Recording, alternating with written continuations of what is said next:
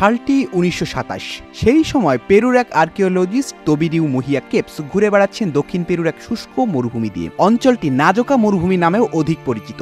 হঠাৎ তার চোখে পড়ে দূরে অপেক্ষাকৃত নিচু অঞ্চলে কিছু অদ্ভুত রেখা। কেউ যেন রেখাগুলো দিয়ে কিছু অতিকায় জ্যামিতিক নকশা তৈরি করেছে মরুভূমির বুক চিরে। এর ৩ বছর বাদে এক পাইলট এই শুষ্ক অঞ্চল দিয়ে উড়ে যেতে যেতে তারও চোখে পড়ে মরুভূমির বুকে এই জটিল নকশাগুলো। যেন কোনো এক শিল্পী বিদীর্ণ অঞ্চলের পাথরের বুক চিরে এঁকে রেখেছে এক প্রাচীন নকশা। কি রহস্য জড়ানো আছে এই নকশায়। এরপর কেটে গেল অনেকগুলো বছর। তখন ১৯৩৯ সাল পেরুর রাজধানী লিমা শহরে এক আর্কিওলজিস্ট কনফারেন্সে তোবিরিউ তার রহস্যময় রেখাগুলোর কথা আবারও উল্লেখ করে। সকলের মনে এবার তীব্র কৌতূহল জাগে। সেই সময় এক আমেরিকান ঐতিহাসিক পল কসক কাজ করছিলেন পেরুতেই। তার গবেষণার বিষয় ছিল পেরুর বিভিন্ন অঞ্চলে প্রাচীন সভ্যতার সেচ প্রণালী ব্যবস্থা। নজকা রেখা সম্পর্কে জানতে পেরে তার মনে দারুণ কৌতূহল জাগে। তিনি একটি প্লেন ভাড়া করে নিজের চোখে দেখতে গেলেন এই রহস্যময় নকশাগুলো। ওই অদ্ভুত নকশা দেখেই তিনি চুপ মেরে থাকলেন না, সেই রেখার রহস্য উদ্ঘাটনে নেমে পড়লেন। সেই সময় তার সঙ্গে যোগ দেন জার্মান গণিততত্ত্ব এবং আর্কিওলজিস্ট মরিয়া রাইক। এই দুইজন শুরু করেন নজকা নিয়ে ব্যাপক গবেষণা। লিমা শহর থেকে প্রায় ৪০০ কিলোমিটার দক্ষিণে উষর মরুভূমি জুড়ে রয়েছে এই নাজকা লাইন। এই মরুভূমিতে বালির অস্তিত্ব নেই, আছে বাদামি রঙের অসংখ্য আলগা পাথর। আর সেই পাথরে বুক চিরে এক প্রাচীন রহস্যময় রেখা টেনেছে কেউ যেন। এই মরুভূমির প্রায় ৫০০ বর্গ কিলোমিটার জায়গা জুড়ে ১০,০০০-এরও বেশি আঁকিবুকি কেটে রেখেছে এখানে। এই রেখা দিয়ে কোথাও তৈরি করেছে বিরাট বিরাট জ্যামিতিক নকশা, কোথাও বা আবার ফুল, গাছ, বিভিন্ন প্রাণী, এমনকি মানুষের প্রতিকৃতি। এই চিত্রগুলো এতই বড় যে সামনে থেকে দেখলে এগুলোকে রেখা ছাড়া আর কিছুই মনে হবে না। ভূমি থেকে অনেকটা উপরে গেলে অবশ্য আস্তে আস্তে আপনার চোখে এই রেখাগুলো একটি আকৃতি নিতে শুরু করবে। বিশেষজ্ঞরা মনে করেন এগুলো তৈরি করেছে আজ থেকে প্রায় ৩,০০০ বছরেরও আগে, যা কিনা প্রাচীন নজকা বা প্যারাকাস সংস্কৃতির সাক্ষ্য বহন করে। নাজকার রেখা দিয়ে তৈরি চিত্র ও নকশাগুলোকে দুই ভাগে ভাগ করা যায়। একটি হচ্ছে জিওগ্লিফিক্স এবং আরেকটি বায়োমরফস। বায়োমরফস বলতে বোঝায় জীবজগৎ, অর্থাৎ প্রাণী, পাখি বা গাছপালার ছবি, যেমন হামিংবার্ড, মাকড়সা, হনুমান কিংবা মানুষের ছবি। আর জিওগ্লিফিক্স অর্থ হচ্ছে জ্যামিতিক নকশা। নজকার উপর প্রায় শতাধিক এমন জ্যামিতিক নকশা চোখে পড়ে। আশ্চর্যের ব্যাপার হলো এই চিত্রগুলো আকারে বেশ বড়।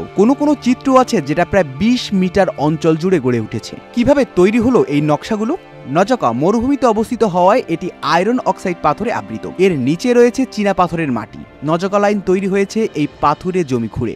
রেখাগুলো প্রায় ৪ থেকে ৬ ইঞ্চি গভীর। কিছু কিছু প্রত্নতাত্ত্বিকদের মত প্রাচীন হট এয়ার বেলুন থেকে অথবা পাহাড়ের উপর থেকে সার্ভের মাধ্যমে এই নজকা লাইনগুলো আঁকা হয়, কিন্তু এই যুক্তি মানতে অনেকেই নারাজ। তাহলে কারা আঁকলো এমন ছবি? প্রশ্ন জায়গাটাই স্বাভাবিক। অনেকে একে ইনকা সভ্যতার শুরুর একটি এলাকা মনে করে। ইনকা সভ্যতার মানুষের মেধা, শ্রম এবং সময় ব্যয় করে এই রেখাগুলো তৈরি করেছিল বলে ধারণা করা হয়। একদল গবেষক মনে করেন জ্ঞান এবং প্রযুক্তিগত দিক থেকে উন্নত এলিয়েনরাই এই প্রাচীন সময়ে এসব আঁকিবুকি এঁকেছে। আরও একটি ব্যাপার অনেকের মনে বিস্ময় জাগায়, এত বছর আগে তৈরি লাইনগুলো কিভাবে আজও একই রকমভাবে আছে। বিভিন্ন ধরনের প্রাকৃতিক শক্তি যেমন নদী, বায়ু, হিমবাহ ইত্যাদি নানা কর্মকাণ্ডের জন্য এটি তো ক্ষতিগ্রস্ত হতে পারত, কিন্তু এর রূপ একদমই বদলায়নি। কারণ নাজকা মরুভূমি অঞ্চল এক্ষেত্রে ব্যতিক্রম। এই অঞ্চল অত্যন্ত সূক্ষ্ম। সারা বছর এই অঞ্চলে খুবই কমই বৃষ্টিপাত হয় এবং তাপমাত্রা থাকে ২৫ ডিগ্রি সেলসিয়াস। ফলে হাজার হাজার বছর ধরে এই লাইনগুলো একই রকমভাবে আধুনিক মানুষের মনে বিস্ময় জাগিয়েছে।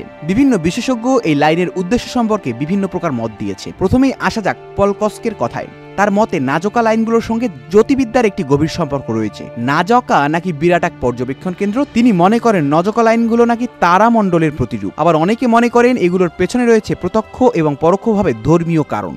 অনেকে মনে করেন এই রেখাগুলো কোনো ধর্মীয় আচারের অংশ। হয়তো আকাশ থেকে ঈশ্বরের দৃষ্টি আকর্ষণের জন্যই প্রাচীন পেরু বাসিন্দারা এমন অতিকায় বিশাল বিশাল চিত্র এঁকেছিলেন। আবার অনেকে মনে করেন পানির সন্ধান পাওয়া যেতে পারে এরকম স্থানগুলোকে সংকেত করতেই এই রেখাগুলো আঁকা হয়। এর সাপেক্ষে যুক্তি পাওয়া না গেলেও প্রাচীন রুক্ষ শুষ্ক পেরু অঞ্চলের কথা ভাবলেই এরকম সম্ভাবনা একেবারে উড়িয়ে দেওয়া যায় না। আবার অনেকে মনে করেন এই লাইনগুলোর সাথে প্রাচীন টেক্সটাইল শিল্পের যোগসূত্র আছে। কিছু কিছু বিশেষজ্ঞরা মনে করেন এই লম্বা রেখাগুলো প্রাচীন মানুষরা মানুষরা লুম হিসেবে ব্যবহার করত। এই লুম হচ্ছে এক প্রকার সুতো যেটি দিয়ে প্যারাকাস সংস্কৃতিতে মমি আবৃত করা হতো। এর মধ্যে লুইস লেখক এরিকসন ডানিকের তত্ত্বটি বেশ জনপ্রিয়। 1954 সালে তিনি একটি বই লেখেন যার নাম হচ্ছে চ্যারিটিস অফ গড। তিনি এই বইতে জানান যে প্রাচীনকালে ভিন গ্রহের প্রাণীরা নাকি পৃথিবীতে আসতো। এই লাইনগুলো তাদের স্পেসশিপের রানওয়ে ছিল। ভবিষ্যতে যাতে তারা পথ চিনে ফিরে আসতে পারে সেই কারণেই নাকি পেরুর বাসিন্দারা বিভিন্ন নকশা অঙ্কন করেছিলেন। বর্তমান সময়ের রানওয়ে এবং নজকা লাইনের মধ্যে সাদৃশ্য রয়েছে এমন ভিত্তি করে দানিকের তত্ত্বটি একেবারেই উপেক্ষা করা যায় না। তবে এত বিশাল এলাকা জুড়ে পাথর কেটে এমন নিখুঁত রেখা টানা কি সহজ কাজ ছিল? যদিও এর নির্মাণে কত সময় লেগেছে এটি পরিষ্কার নয়। বিশেষজ্ঞদের মতেই এই বিশাল এলাকার শ্রমসাধ্য কাজ অল্প দিনে হয়নি, হয়তোবা প্রজন্মের পর প্রজন্ম ধরে বিশাল আকার রেখাগুলো তৈরি করা হয়েছে।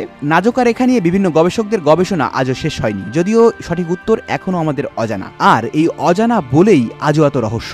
বিষয় বিচিত্রার আজকের পর্ব এই পর্যন্তই। নতুন কোনো বিস্ময়কর, অদ্ভুত, রোমাঞ্চকর তথ্য নিয়ে আবারও হাজির হবে টিম বিষয় বিচিত্রা। সেই পর্যন্ত সাবস্ক্রাইব করে আমাদের সঙ্গেই থাকুন।